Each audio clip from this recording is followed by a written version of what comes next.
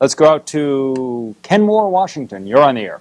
Thank you very much, C-SPAN. Congratulations for having this gentleman on so we can expose him. But it seems that what the people have to realize is that we can be fooled. You know, we've been fooled many times. Well, even Castro said he was not a communist, but we found out later that was different. But the thing is, for socialism, whether it's Nazi socialism or communist socialism, for that to exist, the Bill of Rights and the Constitution of the United States have to be done away with. And we know what socialism is. It's ruled by the few chosen, few in the government forevermore. We found that out. We know what that is. So I can't see why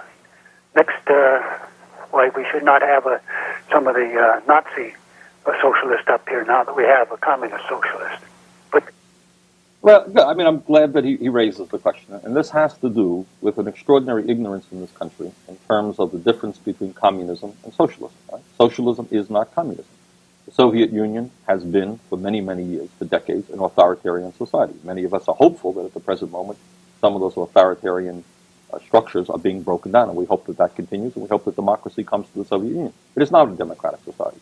But what people like this gentleman do not know is, for example, that in Scandinavia, in Sweden, you've had socialist governments for decades, that in fact that country is probably, in most respects, more democratic than the United States. They have 80 or 90% of the people voting. They have strong labor unions. They have a more open media. They have a healthcare system guaranteeing healthcare to all of the people. Not to say that that's a utopia, but to say in Canada, north of us, you have two provinces which have been governed by socialist-type governments. So to equate socialism with communism is simply ignorance, and I'm afraid that too much of that ignorance exists in our own country.